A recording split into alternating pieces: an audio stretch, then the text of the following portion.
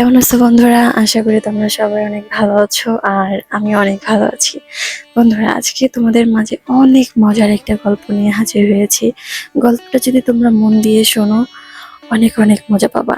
আর হ্যাঁ, গল্পটি শোনার আগে তোমরা অবশ্যই কিন্তু কানে হেডফোন লাগায় নিবা আর হাতের কাছে নেককার বা টিস্যু টাইপের কিছু রাখবা, কারণ গল্পটি শোনার পরে তোমাদের অনেক কিছু করতে মন চাইবে। বন্ধুরা, আমার এই গল্প থেকে যদি তোমরা পুরোপুরিভাবে মজা নিতে চাও, তাহলে অবশ্যই অবশ্যই ভিডিওটা শুরু থেকে শেষ পর্যন্ত দেখবা। টেনে টেনে দেখবা না, তাহলে পুরোপুরি মজা পাবে না। তো বন্ধুরা, চলো গল্পটি শুরু করি। আমার নাম সিমরান। আমি আমার মা বাবার একমাত্র মেয়ে। আমার মা বাবা আমাকে অনেক ভালোবাসে। এক কথায় আমার মা বাবা আমার জন্য সবকিছু করতে পারে।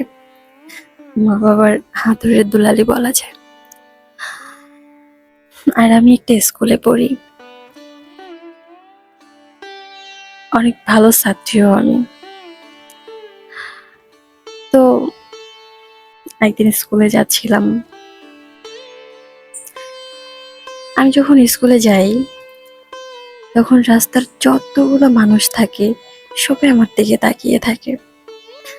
থাকবে নাই বা কেন বলুন তো? আমি যেরকম দেখতে সুন্দর, সেরকম উঁচা লম্বা,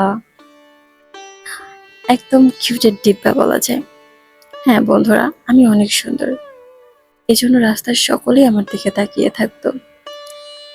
আর শুধু রাস্তার সকলে না, আমি যে স্কুলে লেখাপড়া করি, স্কুলের স্যার থেকে শুরু করে যতগুলো আহ, ছেলে আছে, স্টুডেন্ট, সবাই আমার দিকে তাকিয়ে থাকতো।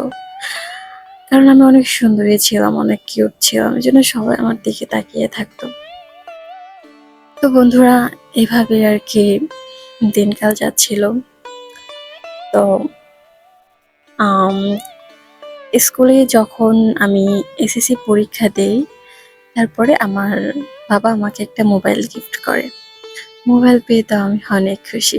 সারাদিন মোবাইলটা নিয়েই পড়ে থাকতাম। তো এভাবেই আমার দিনকাল খুব ভালো যাচ্ছিল। আর আমার বাবার কাছে আমার কোনো কিছু চাইতে হতো না। না চাইতেই আমার সমস্ত কিছু পূরণ করে দিত। আমি কোনো কিছু চাওয়ার আগে আমি সেটা পেয়ে যেতাম। আর হ্যাঁ, আমার বাবা খুবই ভালো মানুষ ছিলেন। আর আমাদের টাকা পয়সা, জমি, কোনো কিছুর অভাব ছিল না।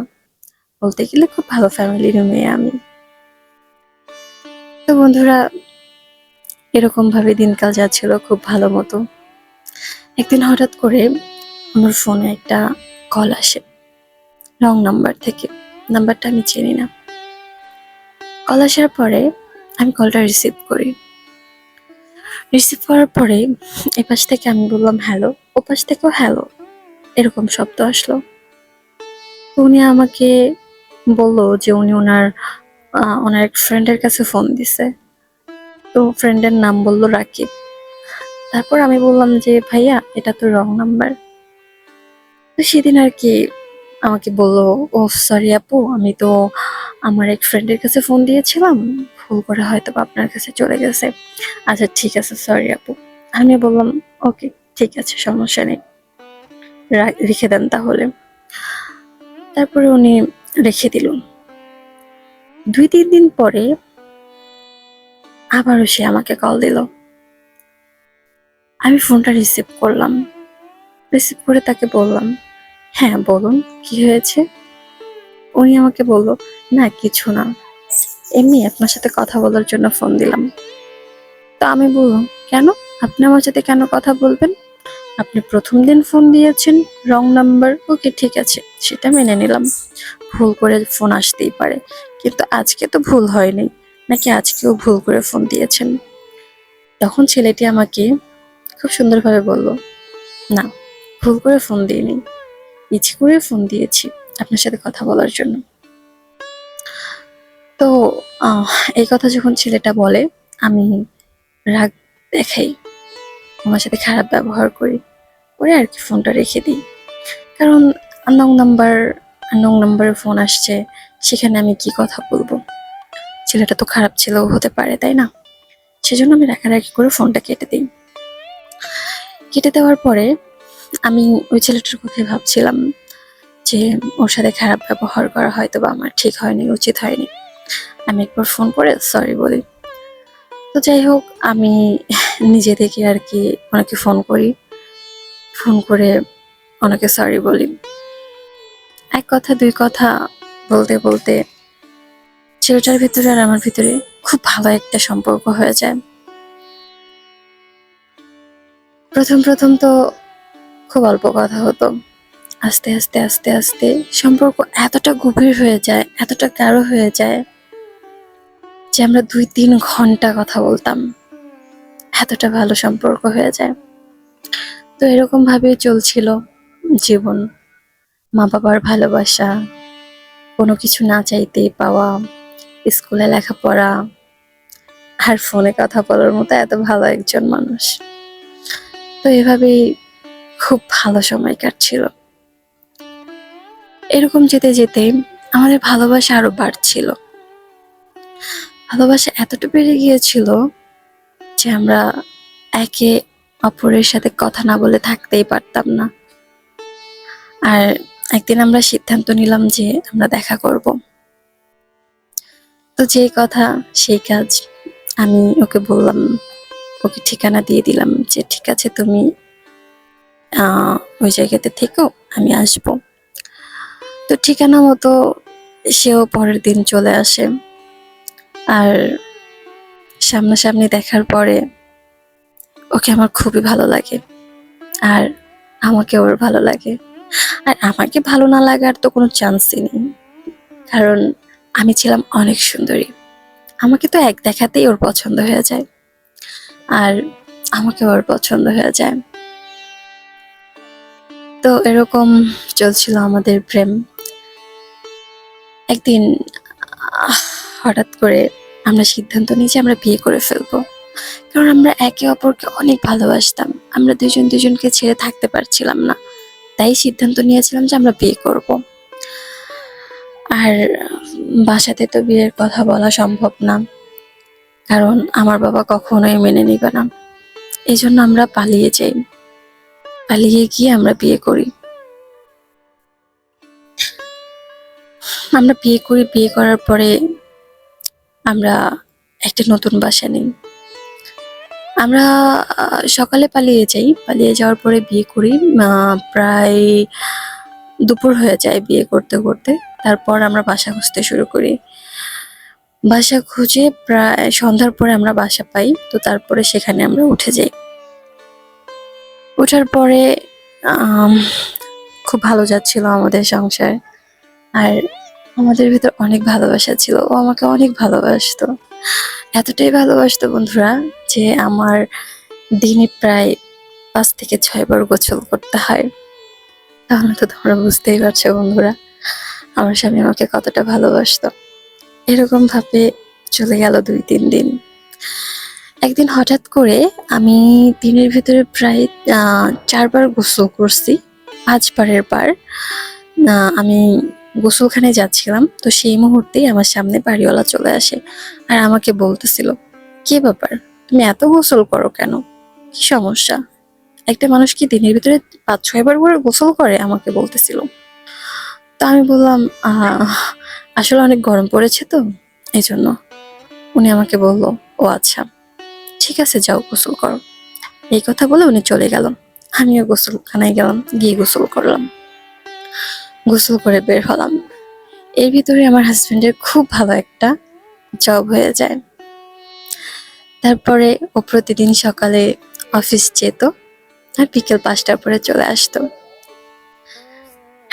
কি বলবো, আগে তো দিনের বেলায় 5-6 বার গোসল করা লাগতো, এখন রাতের বেলাও সে 5-6 বার গোসল করা লাগে। আর আমার বাড়িওয়ালা আমাকে খুবই ফলো করতো, আমি এটা খেয়াল করেছিলাম। তো একদিন আমার হাজবেন্ড যখন অফিসে চলে যায়, উনি আমার রুমে আসে। আসার পরে আমাকে বলছে, কে সিমরান, কেমন আছো? আমি বাড়িওয়ালাকে ভদ্রতার খাতিরে সালাম দিলাম। আসসালামু আলাইকুম ভাই, ভালো আছি, আপনি কেমন আছেন? উনিও বলল, হ্যাঁ ভালো আছি। তারপর সে আমাকে বলছে, কি ভিতরে আসতে বলবা না? আমি বললাম, হ্যাঁ হ্যাঁ অবশ্যই, কেন আসবেন না, আসুন ভিতরে আসুন, বসুন। উনিও ভিতরে আসলাম, আসার পরে খাটের উপর গিয়ে বসলো। তারপর আমাকে বলছিল, কি তোমাদের রুমে আসলাম, এক কাপ চা খাওয়াবা না? আমি বললাম, হ্যাঁ হ্যাঁ অবশ্যই, আপনি আমাদের বাড়িওয়ালা, আপনাকে চা খাওয়াবো না, খাওয়াবো কাকে? আপনি বসুন, আমি এক্ষুনি চা নিয়ে আসছি। তারপর আমি রান্নাঘরে যাই, রান্নাঘরে গিয়ে এক কাপ চা বানাই, চা বানাই নিয়ে আসি। আসার পরে আমি চাটা যখন বাড়িওয়ালার হাতে দিতে যাচ্ছিলাম, তো উনিও হাত বাড়িয়ে নিতে যাচ্ছিল, কিন্তু উনি চায়ের কাপে হাত না দিয়ে হাতটা আমার হাতের উপরে রাখে। আম, তখন আমার কেমন যেন লাগছিল, আমার হাতে থেকে চার কাপটা পড়ে যায়। তারপর আমি বললাম, আচ্ছা ঠিক আছে, সমস্যা নেই, আমি আপনার জন্য আরেক কাপ চা বানিয়ে নিয়ে আসছি। উনিও বলল, এটা কি হয়ে গেল, চাটা পড়ে গেল, ইস আমি আপনাকে অনেক কষ্ট দিয়ে ফেললাম তাই না? আমি বললাম, না না সমস্যা নেই, আপনি বসুন, আমি এক্ষুনি আরেক কাপ চা নিয়ে আসছি। উনিও বলল, ঠিক আছে। আমি নিচু হয়ে যখন চার কাপের ভাঙার টুকরোগুলো উঠাতে যাচ্ছিলাম, তখন আমার বুকের ওপর থেকে শাড়ির আঁচলটা পড়ে যায়, আর আমার সমস্ত কিছু দেখা যাচ্ছিল। তখন আমার শরীরে ছোট্ট একটা জামা ছাড়া কিছুই ছিল না, যেন আমার সমস্ত কিছু সে দেখে ফেলেছিল। লজ্জায় আমার মুখটা লাল হয়ে গেল। আমি সাথে সাথে শাড়ির আঁচলটা নিজের শরীরের সাথে ছড়িয়ে নিলাম, আর রান্নাঘরে চলে গেলাম। রান্নাঘরে গিয়ে আরেক কাপ চা বানিয়ে নিয়ে তারপরে ওখানে আসি। আসার পরে ওনাকে চাটা দিই, উনিও চাটা খেয়ে রুম থেকে বের হয়ে চলে যায়। তারপর স্বামী সংসার নিয়ে দিনকাল ভালোই যাচ্ছিল, উনি আর এর ভিতরে আসে নাই। প্রায় 3-4 দিন পরে উনি আরো একদিন আমাদের ঘরে আসে।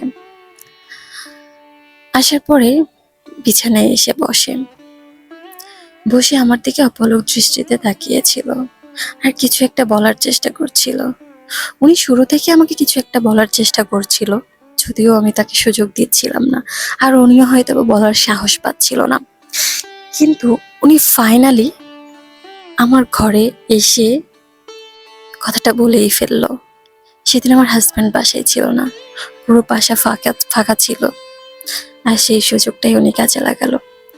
উনি আমাকে সরাসরি বলেই দিল, সিমরান তোমাকে আমার অনেক ভালো লাগে, সেই প্রথম দিন থেকে তোমাকে বলতে চাই, বলতে গিয়েও বলতে পারিনি, তুমি কি ভাববে সেজন্য।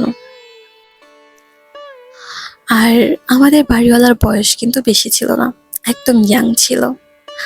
আর হ্যাঁ, ওনার ওয়াইফও ছিল না। ওনার কোনো একটা কারণে ওনার ওয়াইফের সাথে ওনার আর কি ডিভোর্স হয়ে যায়। তো আমার হাজবেন্ডের যেরকম বয়স আর কি, সেম ওনারা দুজন একই বয়সের হবে, বেশি বয়স না। দেখতে শুনতেও অনেক সুন্দর, অনেক স্মার্ট। তো উনি ঘরে এসে এটা বলে যে উনি আমাকে পছন্দ করে।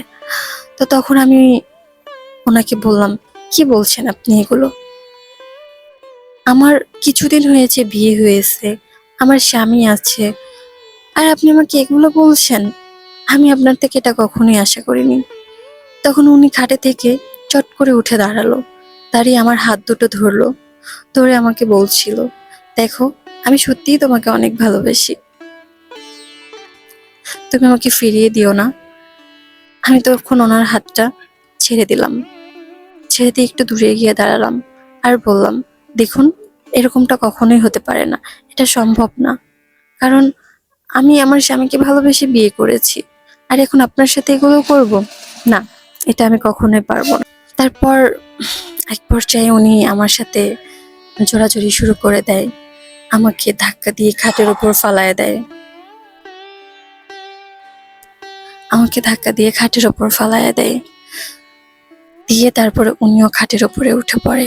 উঠে এক পর্যায়ে আমার সাথে জোর জবরদস্তি করছিল। আর এরকম জোর করতে করতে, কাড়াকাড়ি করতে করতে আমারও কেমন যেন লাগছিল।